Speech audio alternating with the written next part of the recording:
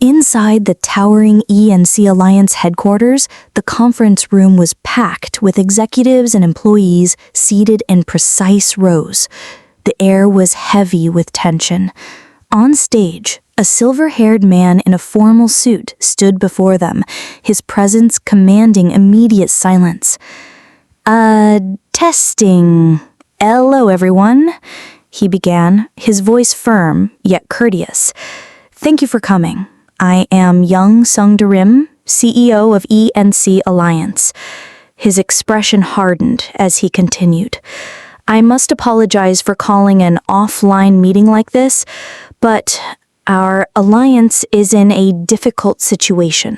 A murmur of unease rippled through the room. Jung's eyes swept across the attendees, his tone tinged with disappointment. We have failed to gather accurate information in our latest attempt to subdue the player known as Full Chaos. Many of our partners have turned their backs on us, dealing a severe blow to our operations. Anxious glances were exchanged among the front rows. The CEO's next words struck like a hammer. Our response may surprise some of you, but we have no choice but to reduce our staff. The atmosphere instantly tightened. Somewhere among the employees, a man exhaled sharply. This is all because of that damn Full Chaos, he muttered bitterly. Black monsters have been wrecking our business lately. His colleague nodded solemnly. I can't imagine how hard this must be for the boss. Yet, in the midst of grim faces, one man's lips curved into a sly, almost imperceptible smile. Everything is going exactly as I planned, he thought. Jung's voice broke the silence again. With great reluctance, I must also announce that we will leave this quest open. I cannot say when, but I promise that once it is completed, you will all receive your upgrade points. He bowed deeply, but in his mind, his thoughts were sharper than his words. Any resistance that's been brewing will subside now.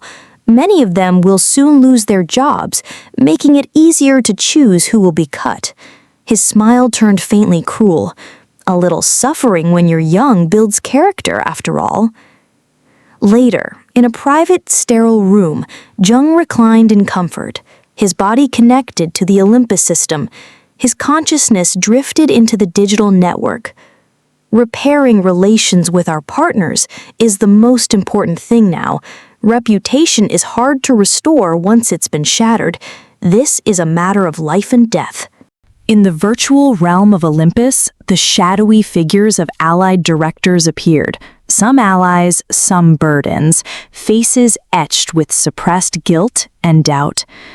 Our alliance will survive once that boy is gone, even if we have to use the capital we stole to make it happen, Jung vowed.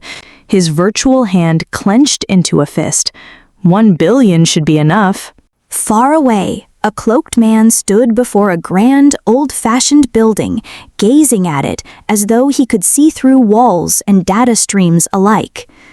I'll use them to kill him, he murmured. He entered the building, a dimly lit tavern. Behind the bar, a young man with a weary face was polishing glasses. Welcome. Long time no see. What can I do for you? The bartender asked. Without a word, the cloaked man slid a scroll from beneath his robe and handed it over. I want to hire an assassin through the Assassin League, he said flatly. The bartender unrolled the scroll, his eyes sharpening as he read the name written upon it. And how much can you pay up front? A heavy pouch landed on the counter with a metallic thud. 1 billion gold. The bartender studied it for a moment before nodding. Give us 3 days. The cloaked man turned and left without another word. Watching him disappear, the bartender muttered to himself, the Assassin League and the Black Rose Society, 2 of the Empire's most dangerous mercenary groups. In a dimly lit fortress, the cloaked man allowed himself a cruel smile. That chaotic bastard has no idea I'm connected to the Assassin League. Spending 1 billion gold hurts, but it must be done. He stepped beyond the neutral zone into the dense forest. Once he's dead, I'll gain 700 million. The loss of 300 million is acceptable, and the rest can be covered by slashing salaries after the staff cuts. Just 3 more days. A cold grin lingered under his hood until the forest's stillness was shattered. Something moved too fast to see.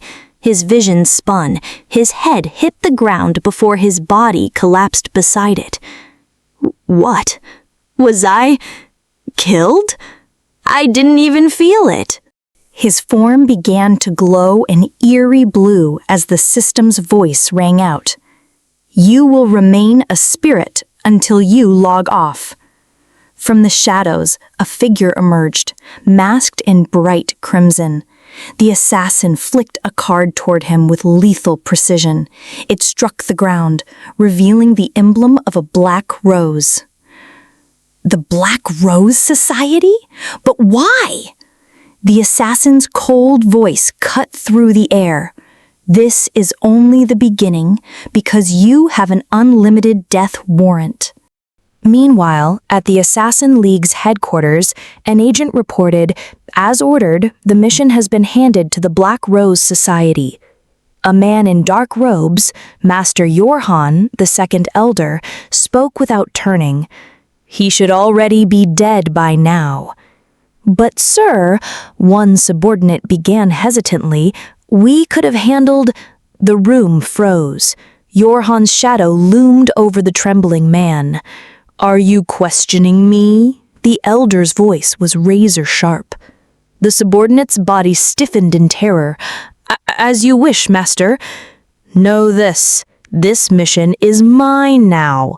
Yorhan turned away, his robe flowing behind him. His eyes gleamed. I founded the Assassin League 30 years ago in preparation for the Great Being's arrival, and now the time has come. Back in the dungeon corridors, Arthur's eyes widened at his sister's status screen. You've already passed level 30? Luna beamed. Yup. Ever since I got this new class, my EXP gain has been insane. Her display read clearly, 7th Priest Mage of Purity, Luna, Han Se-a, level 31. Arthur frowned. But you don't even have upgrade points. I don't need them anymore, she replied brightly. It's a special perk of the Mage of Purity. Arthur could only sigh. If the other 7 priests are the same, I'm in trouble. Then Luna sent him a message. Hey, mind if I attack you now and then? Another followed almost instantly. Actually, can I try killing you once? Imagine the reward. We can split it 80-20. Arthur groaned aloud. You're insane. But eventually, with reluctant curiosity, he agreed. If I ever have to die, I'll let you be the one to do it. Luna lit up. Really? Shaking his head, Arthur muttered, whatever. Let's just keep hunting. Hours later, after defeating a giant black bear in the left dungeon, Arthur's EXP sat at 96%. Just a few more monsters and he would hit level 40. Luna cheerfully skipped away to restock potions. Arthur was alone when the voice came. The highest creature of the Sky Devil. He spun around, only to feel cold steel kiss his neck. I am Yorhan, second elder, the man said, his aura a swirling crimson darkness. I am here to judge whether you are worthy to become the highest being. If not, I will kill you here, and the Assassin League will hunt you forever. A system prompt flashed before Arthur's eyes. Quest, Sudden Assault by Yorhan, second elder. Rank, SSS. Only 2 possible outcomes, victory or death.